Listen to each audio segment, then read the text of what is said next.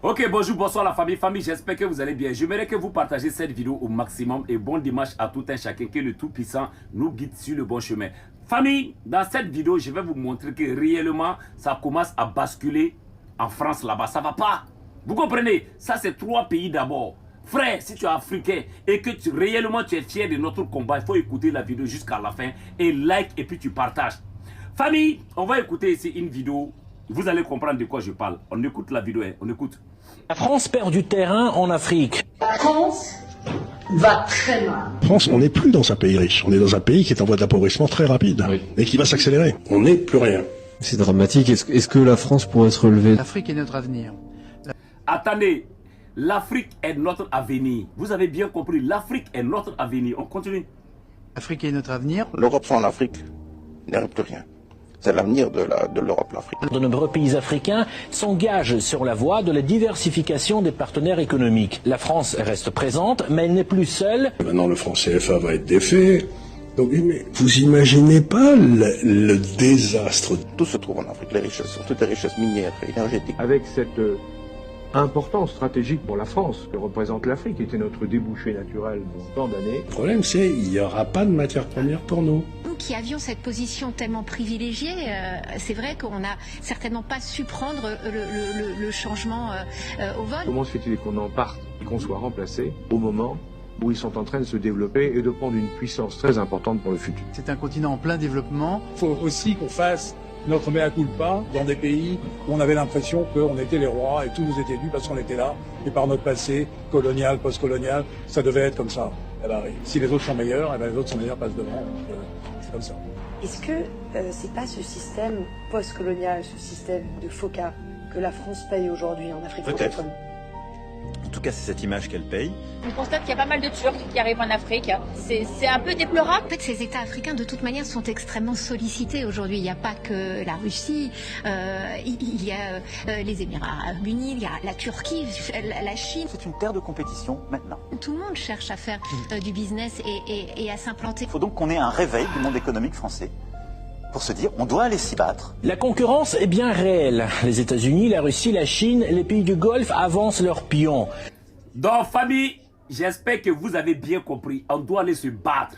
Se battre contre qui? Contre nous, les Africains. Maintenant, toi, Africain, et quand on parle, tu ne comprends pas là. Hein?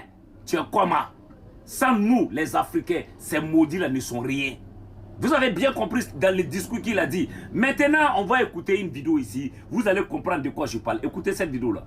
La France est officiellement plus pauvre que Chypre, plus pauvre que la Belgique. On est passé en dessous de la moyenne européenne et personne t'en parle. Eurostat vient de sortir les chiffres. Le PIB par Français, en gros ce que chaque Français produit en richesse en une année, aujourd'hui il est inférieur de 2% à la moyenne des pays européens. On est officiellement tombé dans la partie basse du classement. Derrière Chypre, derrière la Belgique et derrière l'Autriche. Et tous les pays de l'Europe de l'Est sont en train de nous rattraper. En gros, les Français vivent moins bien que l'Européen moyen. C'est terminé. Écoutez bien, il va dire quelque chose ici, c'est ça qui m'intéresse. Écoutez bien. Ça s'est accéléré brutalement. Dette publique à plus de 118% du PIB. Industrie sacrifiée, usines fermées, on produit plus rien aujourd'hui. Vous avez bien compris, usine fermée. Et rappelez-vous que le capitaine Ibrahim Traoré avait tenu un discours. Mais après, je vais vous mettre, vous allez écouter. On continue. Fiscalité confiscatoire, les entrepreneurs se barrent. Et à côté de ça, on a des dépenses publiques qui explosent sans aucun résultat. On nous avait promis le renouveau, on a reçu de l'appauvrissement collectif. Et pendant que ce pays coule, devine où est-ce que l'État va venir chercher l'argent? Chez toi.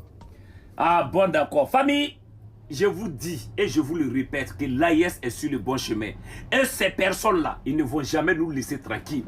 Parce que, qu'est-ce que Macron a dit dans la vidéo? On doit aller se battre. Et se battre là, c'est contre qui? Contre nous, les Africains. Mais quand on parle, il y a des Africains qui s'endorment toujours, qui ne veulent pas comprendre. Vous comprenez? Donc il y a des frères, quand tu parles là, et ils ne veulent pas écouter.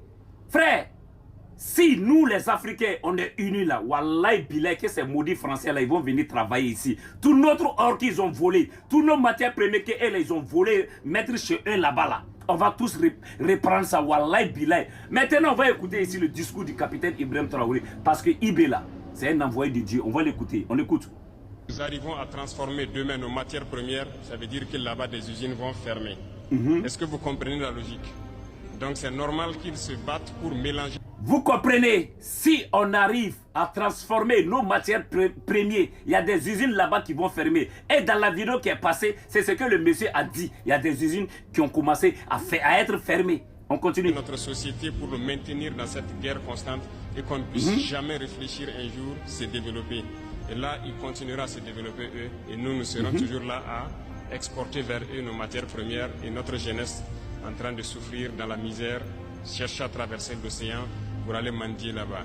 Donc, ils sont dans leur logique de protéger leurs intérêts, de la mauvaise façon certes, mais nous, notre devoir c'est de nous battre pour nous affranchir et nous sortir de cette situation. J'espère que tout le monde est conscient que nous ne sommes plus dans une guerre de terrorisme, mais dans une guerre d'indépendance. Et il faut que chacun comprenne que c'est une logique pour les impérialistes de nous imposer cette guerre. C'est clair. Normalement, chaque leader, chaque dirigeant devrait se battre pour son pays. C'est une logique. Bon, est-ce que ce discours-là, il y a quelque chose à ajouter? Mais ça là, tu vas le voir des dirigeants qui sont des marionnettes toujours, qui sont prêts à sacrifier eux-mêmes leurs propres frères à l'intérêt de qui? L'impérialiste. Ah, l'Africain, nous allons nous réveiller quand? On va se réveiller quand? Sans nous, les Africains, seuls ils ne sont rien.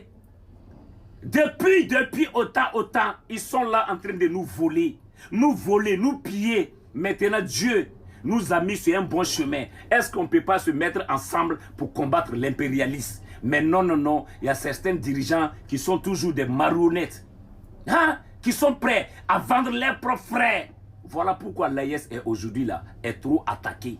Voilà comment l'AIS est attaqué. Vous allez comprendre, ceux-là, ils n'ont pas d'amis. Ils sont là pour leurs propres intérêts. Famille, réveillons-nous. L'Africain, réveillons-nous. L'Afrique nous appartient. L'Afrique là, c'est pour nous les Africains. C'est pas quelqu'un qui doit venir nous imposer quelque chose que nous, on doit faire. Jamais de la vie. Famille, partagez la vidéo. Que Dieu bénisse l'Afrique, que Dieu bénisse l'AIS et que le Tout-Puissant protège ces trois leaders parce qu'ils sont sur le bon chemin. La patrie ou la mort, nous vaincrons. L'Afrique aux Africains. C'est de ça qu'il s'agit. On est ensemble.